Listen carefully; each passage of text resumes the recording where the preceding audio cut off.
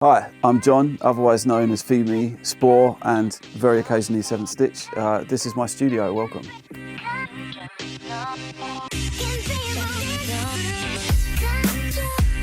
I grew up on computers from a really young age, and my parents got me an Amiga, and I basically, that involved a certain amount of programming, I suppose. You've been able to use DOS, and that fixed me onto it from then. I think maybe I was 10 or 11. Then when we got the internet, I discovered DeviantArt. I made an account on that really early, I think the 80th person. And I was very much into art and design. That's what I followed through school. I went to school for special effects after that to university. But then at that point, I was already starting to mess around with music because I'd found FL Studio online, and I just couldn't believe that you could put down all these notes into a sequencer. That was a mind-expanding moment for me at the time. I'd never seen inside a studio, or I didn't have any interest in that direction until I realized that it was something you could do at home.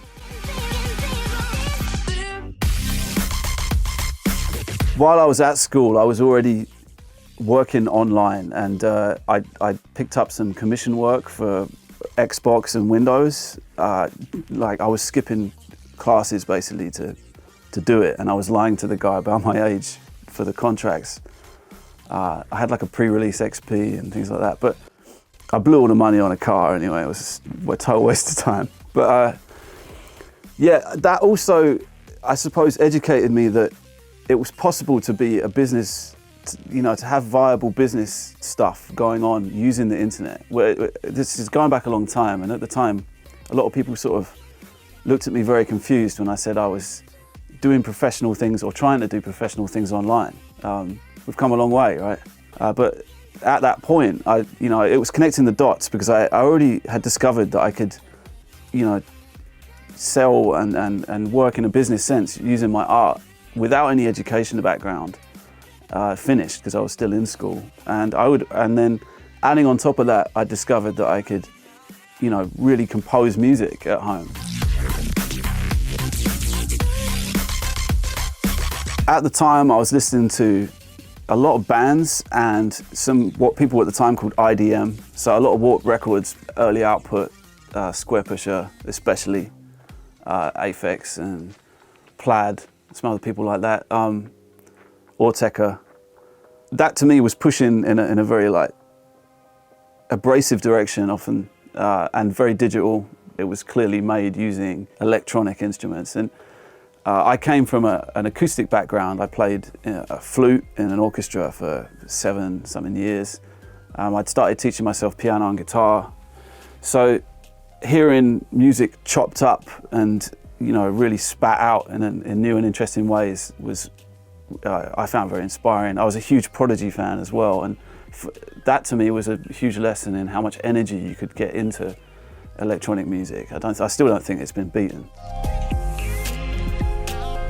I was experimenting with FL Studio. I think this is going back to version 3, chopping up beats and rearranging them, and also getting instruments to play things that I couldn't physically play, scales that I wouldn't be able to keep up with, at tempos I couldn't perform at. That was all pretty inspiring, but it wasn't structured in any way that related to dance music. It was very jazz, I suppose.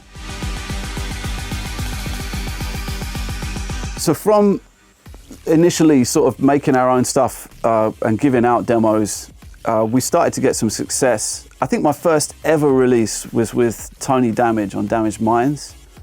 He called me during college and said he wanted to sign the track. And I remember walking in on air when I came back into class. I can't believe that just happened. It's incredible. So a massive thanks to him. But from there, I got passed along to Renegade Hardware. They had a new side label called Barcode. I met the guy Chris who was working on that at the time, and he was creating a lot of new artists at the time that are still present. So it was sort of a new wave of producers, really, a lot of which will be household names for anyone watching. And I was part of that movement, I guess. Drum and bass was going through a sort of seismic shift in terms of where a new sort of era of producers were coming through, it felt like. But I felt a bit of an outsider. It was tough. and I had to learn fast, and I didn't really have I had no formal education in production. I had no sort of network of producers. There was no tutorial system. You know, I was learning by listening to a track over and over and trying to repeat what I'd heard, and then failing hundreds of thousands of times. From that point, I released more records and tried to sort of hone the craft. And after a while at Renegade Hardware, me and Chris decided to start our own label, which was called Lifted Music. That was our sort of break-off point to do something more independent. We sort of tied it in with a podcast, with our own shows, and our own group of friends. So we were sort of touring unit for a long time, we did shows across Europe as well as in the UK.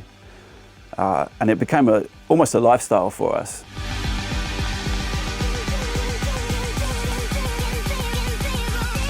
I always had a wide interest in music, and after so many years doing Lifted, I was making a lot of different music, and it was all stacking up unreleased.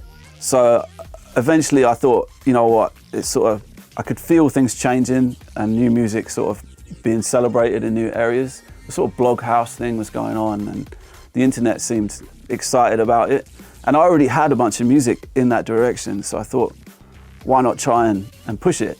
So I sort of stepped out a bit, I remember putting up like a MySpace page to promote it, and I knew I needed a brand, because as Spor was like my graffiti tag name from a teenager, and not a good one either, and it was always sort of felt like I was up against it with the brand. It was just stuff I'd sketched on a beer mat at work for Spor, like that's where the logo comes from. I was having a terrible shift on the bar, so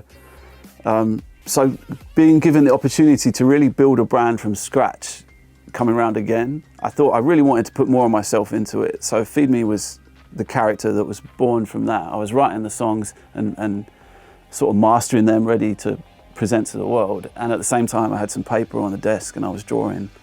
I was thinking, I'm not particularly keen on being on camera. And I liked the idea of having a mascot, or that could represent me. So I drew this character. I sort of honed it down into its simplest form, which is basically just a big smile with a body sort of around it. And I made it out of plasticine and things like that. Looking for different ways that I could put myself into how it was presented. And then I put that all onto MySpace. I put a couple of the tracks up. I think I sent another one to Noisia as well. They signed, I think technically they released the first Feed Me record. So thanks to them. And then the next day, I went back to my MySpace and I had a message from deadmau5, who I knew of. I think we sort of talked in chat rooms a couple of times, but I didn't know anything about him. And he was in London at the time, near my house. And he asked if we could meet up, and he was sort of interested in talking about what I was doing. So I went down there and he introduced me to his management company, who are still my management company today, 360. And that sort of was an enormous jump-off point for the Feed Me project. Obviously, my life changed dramatically. Well, not immediately, but shortly after.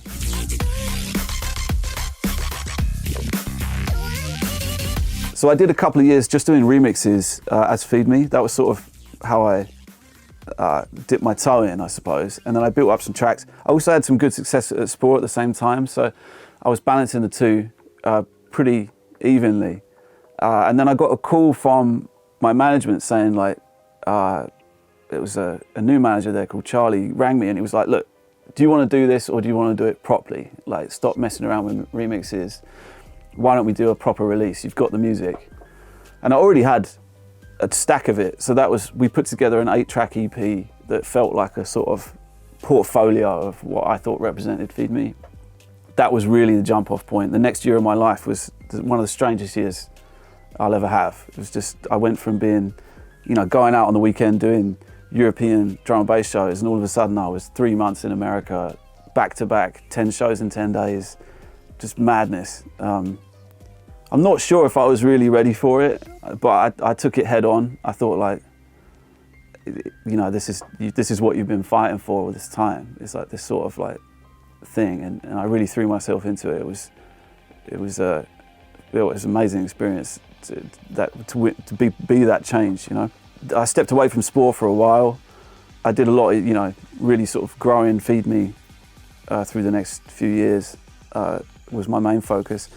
In the background the whole time, I have another project called Seventh Stitch, which is sort of my journal, I suppose, at this point. It's the most personal music I make, and it's still unreleased. So part of this year has been, it's built up to such a large body of work, and I now do audio-visual work too. I film, I program stuff in Max for Live, Touch Designer and things like that. It's been a pretty epic process to try and condense that down into digestible content in a way that I think does it justice. So that's what I've been doing as well.